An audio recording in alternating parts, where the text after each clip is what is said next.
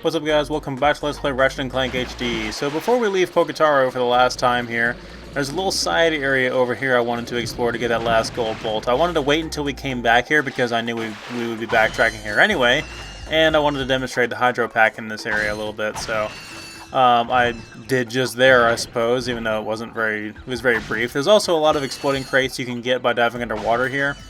And the Hydro Pack makes getting those a lot faster. It's very time wasteful to try to do it with a normal swimming speed. And obviously, definitely go after that after you've gotten the O2 mask here.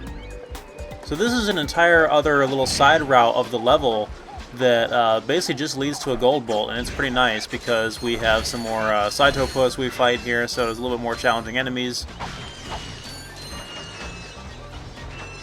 Just be careful not to fall in the river because, well, I suppose you can get back up if you fall down there. I wouldn't recommend it, but...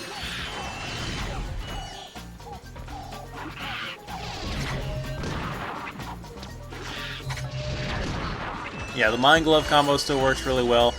I may end up taking the Taunter out of my Quick Select pretty soon, but I still highly recommend the combo. A lot of times I just kind of forget to use it though. We're still going to be using the Walloper a lot here, just like we did the first time through Poketaro.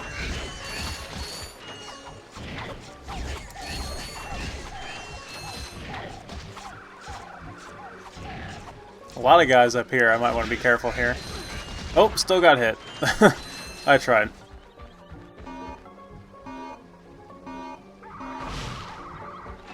You can see the gold bolt just barely from here. And this will eventually cycle around to another area in the level that allow us to kind of get back to our ship easier.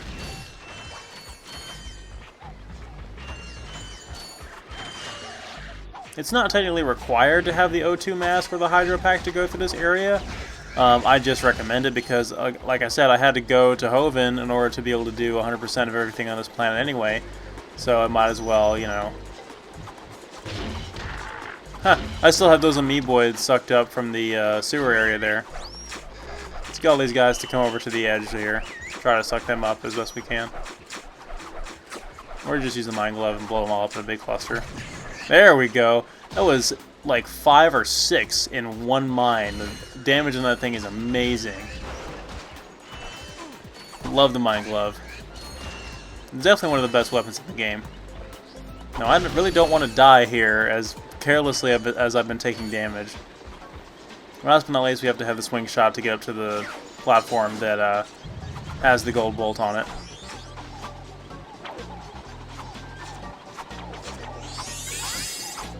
They're just hopping around as if they don't see me.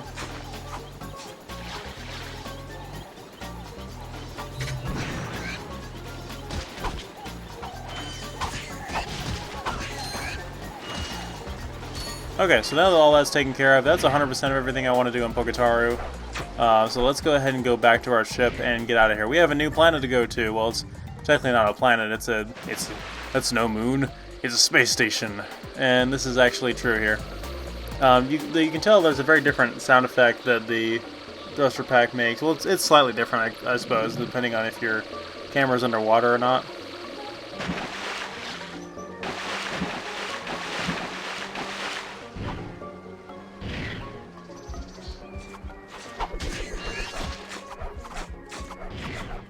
I don't have time to deal with you, and I do not want to die. If I hadn't said so before, your health does replenish when you transition from one planet to another. Come on. Get in the ship!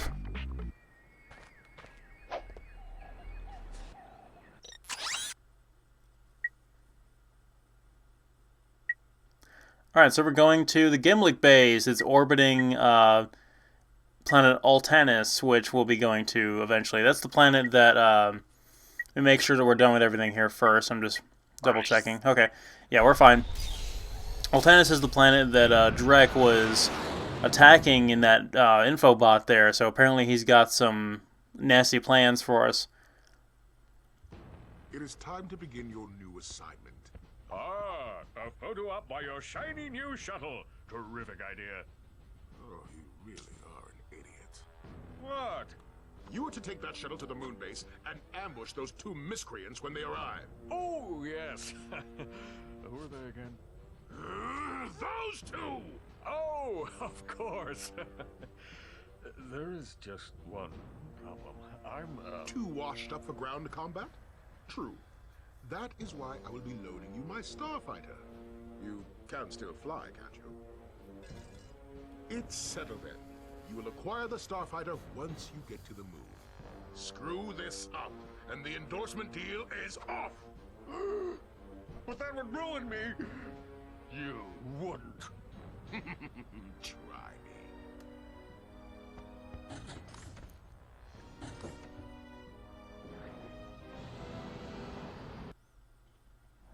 Huh.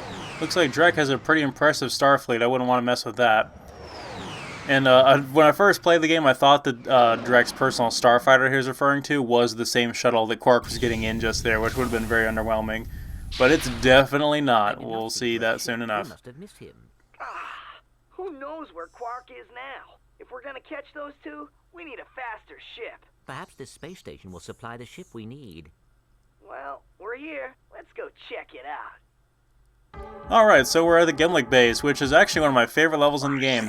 It is aesthetically very strange, has weird music. It's not really all that appealing to look at, but just this signifies the third act of the game. It's a pretty challenging level. It's got some great enemies, and it's got some very unique moments gameplay-wise, both platforming and combat. So it's overall just a great level, and it's actually another zero gravity, or not zero, well, zero oxygen level. So we're out here in space, so we have the O2 mask on at all times. Makes you think, does all the personnel that operates outside the base have to oh, this elevator, when you cross it, will actually, or this bridge will it'll actually go all the way over. So one of the gimmicks of this level is these I guess you could say transmission towers, these power nodes that are holding up the force fields in the area to prevent us from getting from one checkpoint to the next. We can destroy those with various different weapons, although a lot of them are placed in very awkward places, so the Gadgetron Help Desk lady there says it's pretty essential for you to have the Devastator or the Visibomb, or both, and destroy them with that, because some of them are out of reach otherwise. They're the only longer-range weapons that will go that far. The Visibomb, I'm not going to invest in that right now, but I'll demonstrate it soon enough. There's another thing I want to buy first. I need to save up 4. So, we have some more Blarg Space Commandos there, as well as some of these guys, which are basic one-hit enemies. They're very weird-looking things that bop around and make weird noises.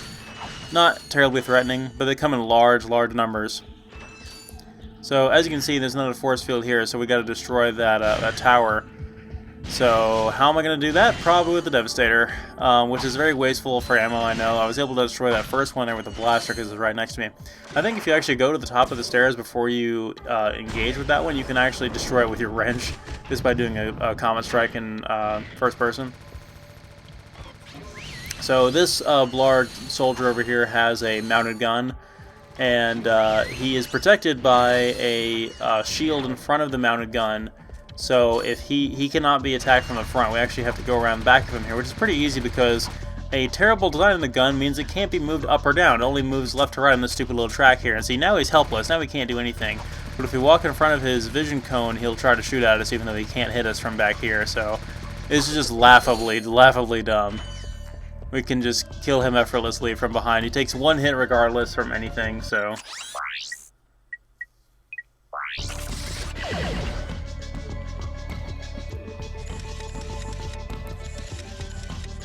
There's our trespasser puzzle here.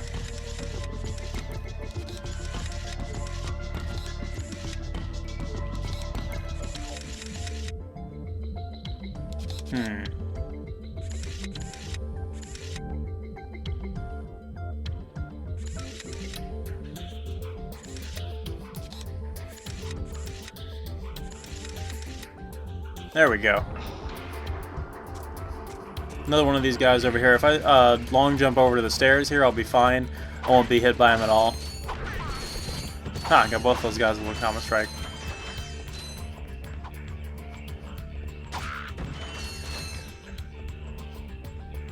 There might be some weapon that deals enough splash damage to kill that guy from the front, but I wouldn't want to waste a rocket from the Devastator on him or something like that, especially when he's a one-hit enemy.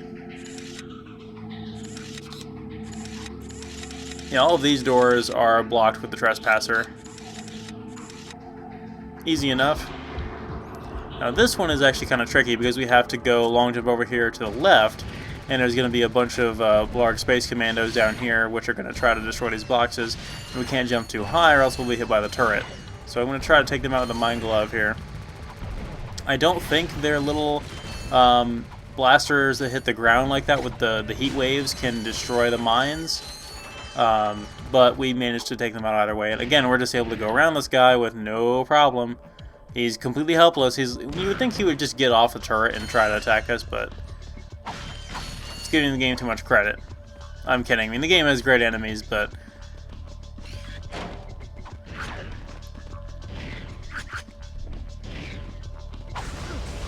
so I forgot that these giant canisters here, you take damage when you hit them. I know they made a ridiculously huge explosion, but I think I was mistaking them for some explosive things in Going Commando.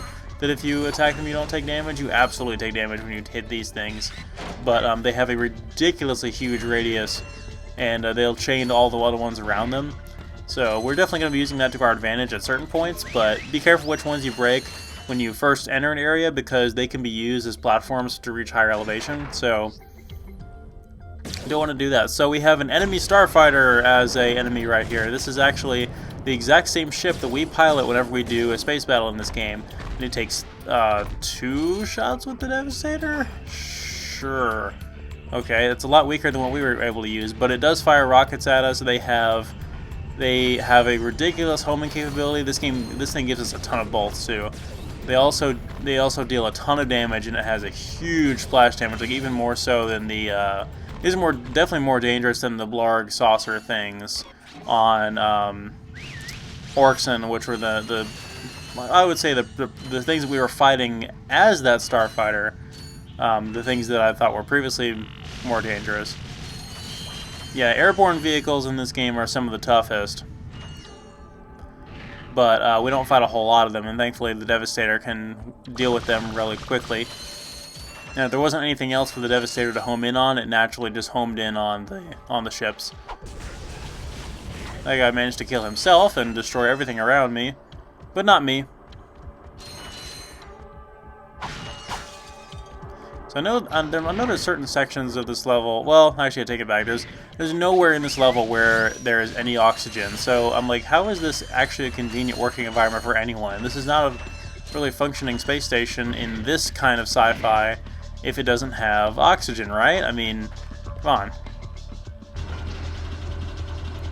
At least they bothered to address that.